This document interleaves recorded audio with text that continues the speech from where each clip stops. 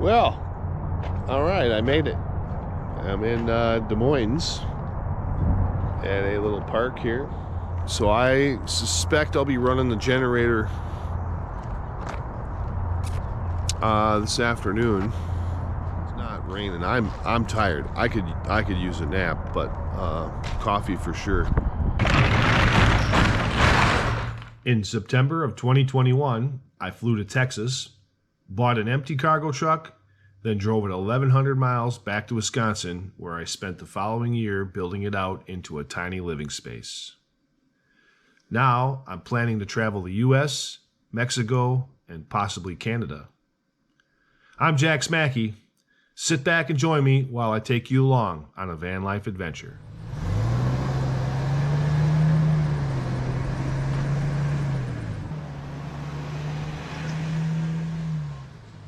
This morning I figured I'd just relax, take a nap. Haven't had any power consuming going on with the batteries because of the overcast sky, which I guess in one sense isn't really a big deal because I can I'm gonna have to run the generator anyways. So one of my biggest worries when I was still at home pondering this whole adventure, what was going to happen if I couldn't recover my energy consumption from the day before or whatever. I wasn't sure how long everything was going to last, and the last thing I wanted to do was just to deplete my batteries and then have no way to charge them. So I decided it's time to get a little generator as a backup, and it was a good thing too, because definitely going to run that today. So yeah, this Greenbelt Trail here, pretty decent, pretty nice, pretty long this way. Some beautiful townhouses along this way, right down the middle of them. It's in their backyards. So man, what a way to grab some exercise and go see a little nature inside of this bigger city. I'm probably on the outskirts of it all, so not really. I mean, you could still hear highway noise from here, which is a lot more than what I would hear back home where I used to live. But it's not bad. Peaceful, really nice. Geese all over the place. Feels good to get out and about, man. It's just haven't really done this in so long. I never really had a reason to or a want to. Just my area, I've seen it all, done it all sort of thing, and really had no interest. But now, with my ability to move around on even a daily basis, I get to see something new just about every day, every time. So that's kind of nice. Good choice. I scouted this park out probably a month ago or more. Made a list of destinations that I can stop in and overnight in while I was beginning this trip. So I don't have them all sorted yet, all the way down to South Texas. So I'm gonna have to spend some time during the day scouting out my next hop stops, as I call them. My intent is not to drive 10 hours to a location. My intent is to drive 2-3 hours, 4 hours maybe, to an intermediate location, spend some time there. Number one is just keeping the fuel costs down. I mean, I'm not in a real big hurry to get anywhere yet. I guess if there's an opportunity where I really need to be somewhere, I guess I'll make that decision and push that that drive time. But for right now, there really is no need for me to hurry up and get anywhere. So if I keep my drive time down, keeps my daily fuel consumption down as well. Plus, it's a lot easier on my body driving 2-3 hours at a time and getting out and stretching and being able to relax in a couch or a bed afterwards, or like I'm doing right now, just to get out and have a walk. So pretty nice. I'm pretty stoked about this whole thing. hopefully I'll come across some more trails and hikes, get myself in a little bit better shape than I have been in the last 10 years even. So that's something else I'm a little excited about. Wow, these paths go quite a long ways. Quite a lot of walking bike paths.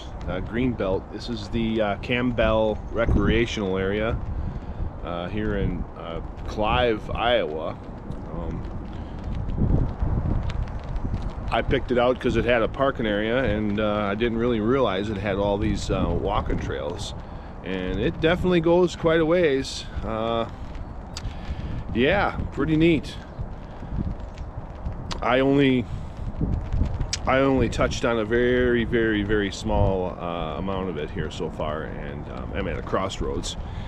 I'm at a bit of a crossroads. I'm probably gonna go down that way for a little bit. It's only 2 in the afternoon, so it is kind of raining a little bit, but I'm gonna go ahead and say heck with it and just carry on.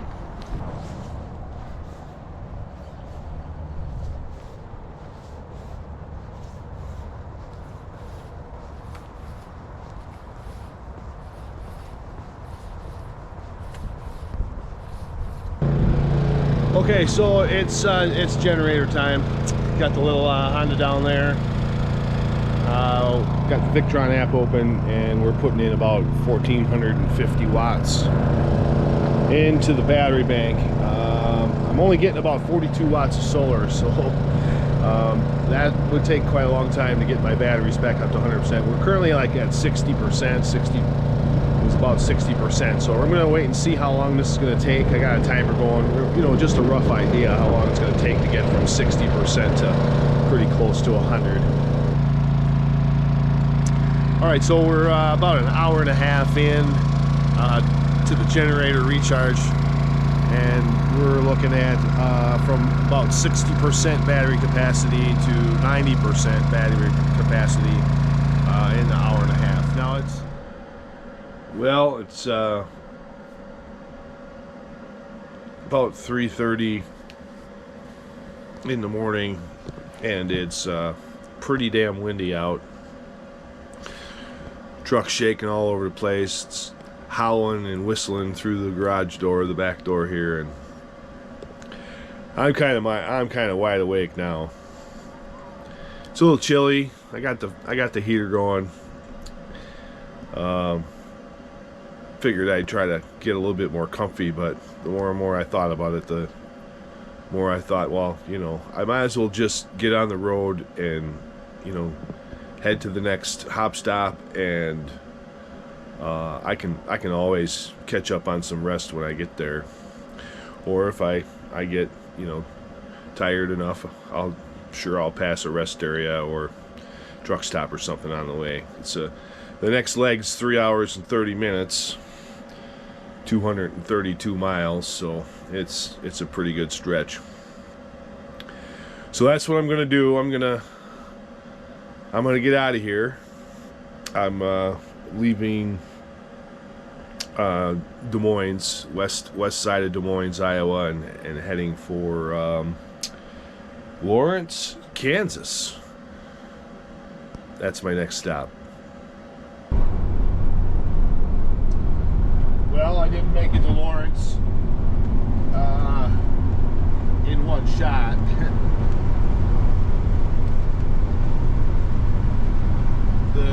I got tired. Alright, so I ended up pulling over to a rest stop about 80 miles away from Lawrence, Kansas. Should have actually pulled over like 120, 130 miles from Lawrence. I got pretty tired. I don't know what I was thinking. I know that driving at night is not something that I want to do, and I should have just heeded my warnings. I did actually pull over to one rest stop, but unfortunately the spot that I pulled into, there was a semi truck right behind my van, and their engine was running, and it was really loud. And and that's right where my head would have been for trying to sleep. So I immediately aborted that plan and found another rest area. But either way, yeah, I'm about 80 miles away from my next hop stop, and we should be in good shape. It's about 9 o'clock in the morning, 9:30 in the morning. So we'll get there in pretty good time, and we'll go from there.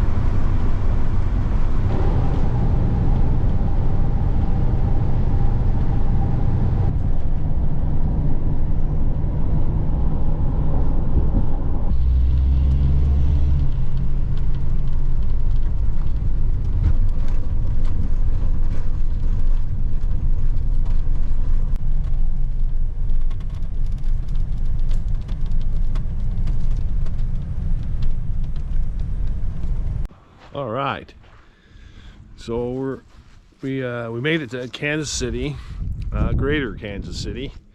We were actually in Lawrence, Kansas at the moment, at a Army Corps of Engineers public use area. Free to camp up to a couple of weeks, I guess. So this is going to be our home for a couple of days. We'll see how it goes. All right, had a pretty good night. Got down into the low 20s. Stayed pretty warm in the van though. Between the gasoline heater and the electric mattress pads, I stayed pretty warm. Did get up overnight, turned the heater on for a couple hours. Now it isn't anything that is instantaneous heat. It does take some time to bring the van up, you know, to temperature, but going from, say, you know, 40 degrees to 50 degrees is a big change in the whole feel of the van. But when I'm, you know, relaxing and out and about or whatever, I can, you know, leave the van, leave it go a little bit longer and have a little bit warmer in there. But you know, for the most part, when it's down this cold, it does struggle to bring the van up to 65 degrees. So. And of course, if you can hear it in the background, I am running the generator. Got the batteries down to about 30, 35, 38% overnight. Cooked last night, so I wasn't too worried. I'm more or less just kind of pushing and testing the system to try to see how far I can get. Now today, obviously with the cloud cover, I'm not going to see very much in terms of solar or any chance of recovering, you know, to a reasonable, acceptable level of charge. So I'm going to give this a jump start. Maybe we'll see how it goes tomorrow. Whether I need the generator or not, we'll see. But as of right now, I'm just going to, you know, run this for an hour and a bit, and you know, bring her up to 80, 85% maybe, and see how long that takes. But yeah. Oh, and the other thing, holy cow, I did a hike yesterday, and I should have recorded. I more or less was just fascinated with the walk, and you know, just taking some pictures. I should have recorded, filmed some of that, because today the road is icy. Everything was wet, absolutely wet. And today, it may have rained a little bit last night, because there was a little bit of mixed rain, snow. So the road here is like, it's not quite an ice skating rink, but it's pretty darn close. Super, super slippery. So I don't think I'm gonna even remotely take a chance on this hike, because it turns out the hike there's about 4.5 miles worth of trail here, and there's campsites littered all around along that 4.5 mile trail that you can go and camp at. It's got fire rings. Some of them have little wood seats. Within a mile in, they've got some cut wood, not split or anything, but it's cut wood, so there's, you know, wood available and stuff. So if you're into that sort of thing, I don't think today would be a good day to be camping, but to each his own, I guess.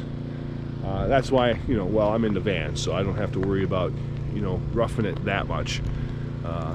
But yeah, the hike is no go. I was gonna film the hike today, but with the weather and the ground being frozen and icy and very slippery, I think that would not be a wise choice for a single hiker to do. Not a good thing. It was pretty, I mean, it was pretty rough terrain. I don't know what, what rating I would give the hike. I'm a complete novice when it comes to this, but there was hills and valleys, and it went from muddy to rocky terrain. The paths were, pretty well maintained and pretty documented, pretty, they had blue tags on all the trees, so it was pretty apparent where the trail was. But if I get injured or hurt out there, cell phone service is kind of spotty. The data is anyways, and getting to me out there, I'm out here several miles from town, so it would probably take somebody an hour to get to me. So if I get hurt, I'm gonna be in pretty rough shape. So no hike for me today. So I'm just gonna lay low in a van. Be nice to be able to watch a movie or two, but unfortunately, like I said, the data isn't very good where I'm at.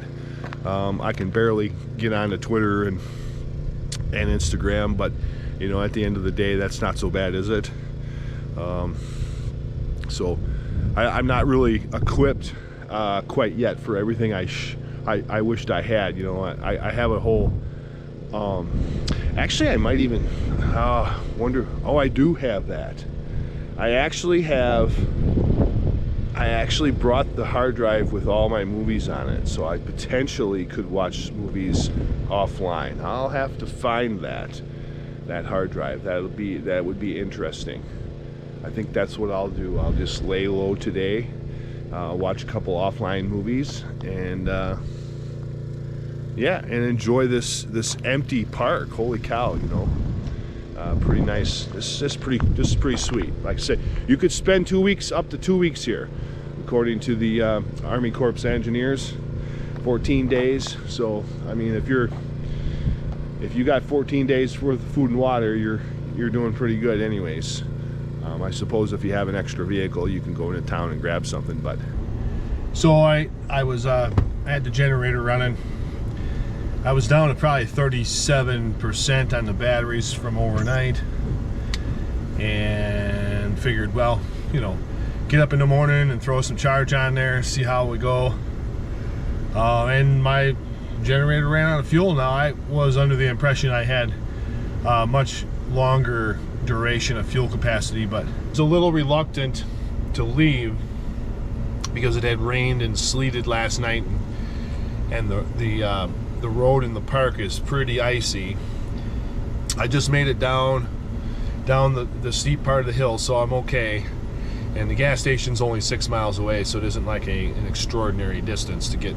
But I figured it would be wise to go now mid-afternoon than it would be to wait, poke and hope, and see how things go later in the afternoon, and then I run into a problem with getting the van stuck or something like that, then I'm in real big trouble. So all right, so generator took a whole whopping 1 gallon of fuel.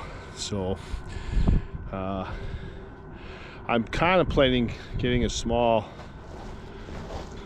gas can, and I don't know if I really want to keep a gallon of gas, a small can inside the van. I don't think that would be a very good call either, so I'm gonna have to ponder on that a little bit more. I mean, I'm already keeping the generator in the van. It has a closable vent on it. I mean, I've got no place else for the generator anyways. So I think for now, I'm definitely not going to store any more gas inside the van. The generator is by far enough. And I'm undecided on if it would be worth it, safety, to just throw a gas can on the back bumper kind of thing. Not sure how that would fly. I mean, I'm going to be getting into the summer and, higher sun angle and better weather, so perhaps the generator won't be used as much. And then later on, down the road, I'll maybe come up with a different solution. So we'll see. At any rate, back to the perk. Thank you very much for tuning in. Be sure to check out next week's video.